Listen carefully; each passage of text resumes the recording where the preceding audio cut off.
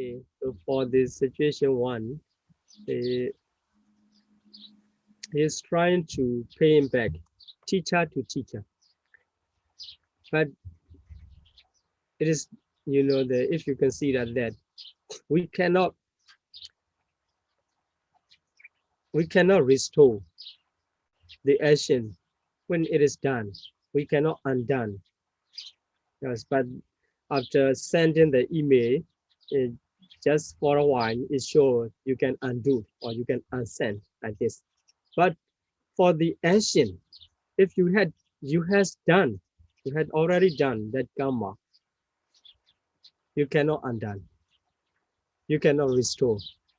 That is the nature because it is already done. So my suggestion is to have the better condition, to hold the better condition, other than keeping regrets, keeping worry about our mistake or about our missing the good opportunity.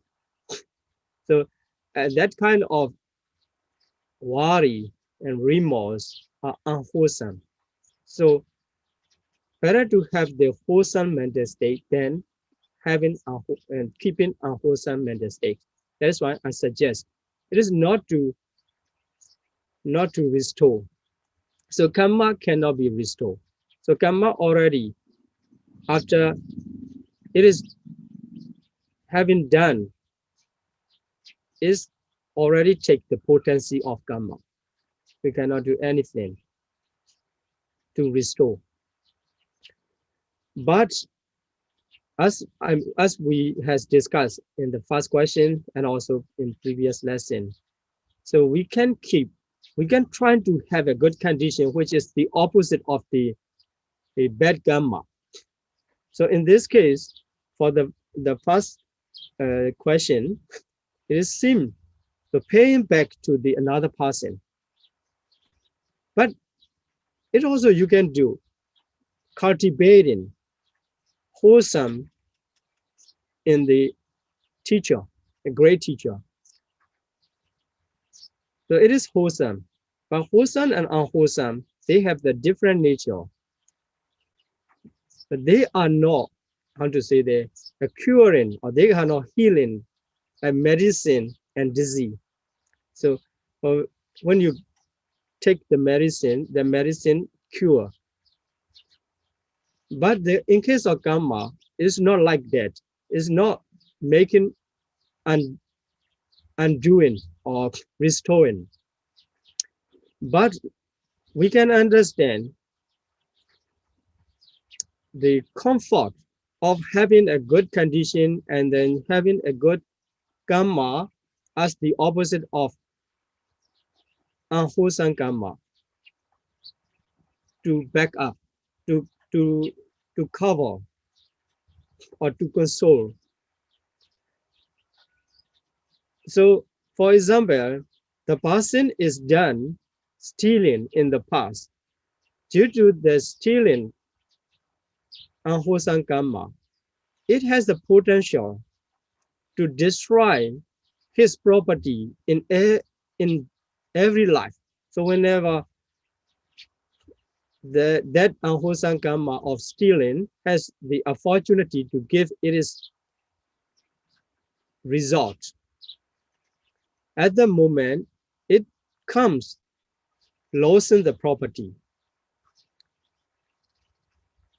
So in the poor's condition. So due to that unwholesome karma of stealing, he will lose his property, robbery or stealing like this. He will encounter in during his life because of his unwholesome karma. It is done in the past life. Although he is not doing anything wrong in this life, his property will gone. But in previous life, he has done a lot of offering, donation, dana, which can produce the prosperous life when it is mature. So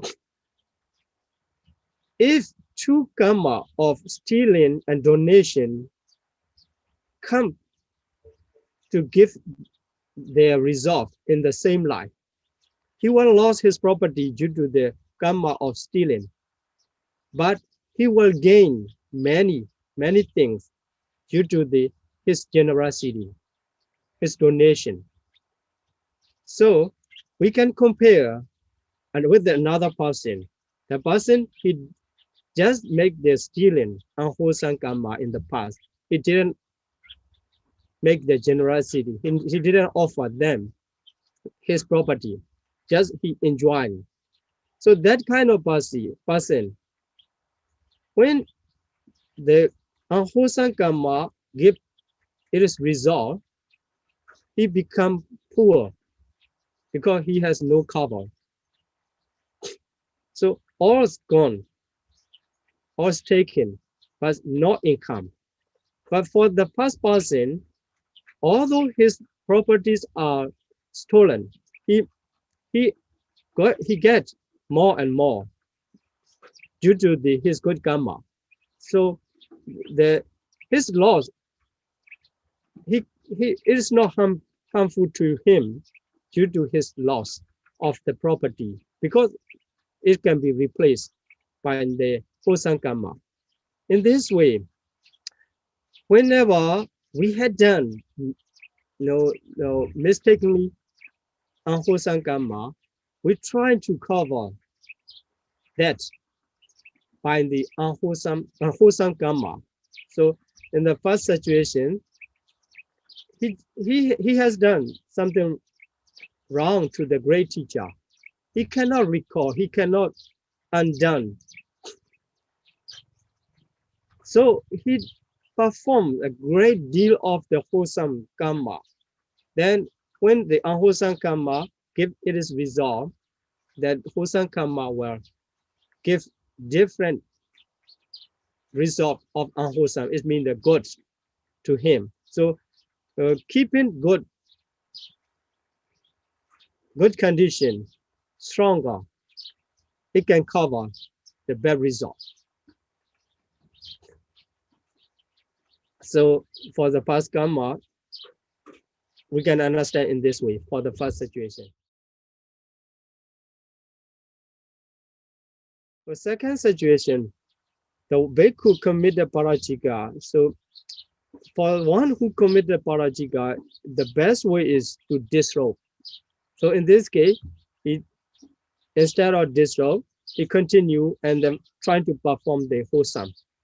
It's also a kind of the covering, but this is a different case from the first one.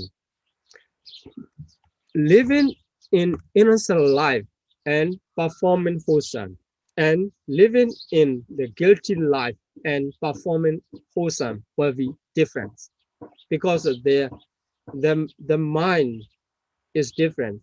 So the monks already committed the parajika, he is no more bhikkhu. Even in the nature, already, although he is wearing a robe, he is no more bhikkhu. So if he is pretending as a monk, as a real bhikkhu, his mental state cannot be in good condition. So it will remind him, you are living in improper life, deceiving the people, deceiving the world. So that kind of regret will beat him in background. Although he is performing, is not very pure, wholesome, but it is wholesome is wholesome. I just say that it cannot be very strong as living in the innocent life. So if he changed to the real life and he tried to keep the 5 precepts and then trying to perform the wholesome deed whenever he can, it is better way. So, but if he live if he continue his bhikkhu life and trying to perform the wholesome will bring the good result, and unwholesome thing, deceiving the world, pretending as a monk, and destroying the dignity of the Buddha's asana. This is unwholesome. Unwholesome will bring bad result. So he will suffer by bad result, and then wholesome good karma will give him the good result. So they will be fighting each other. So the better way, the best way is for any monks who committed parajika have to disrobe. After disrobe, as a layman, he can perform. He can perform uh, up to the nibbana. But if he live in the bhikkhu life, he cannot attain the enlightenment in that very life. Okay.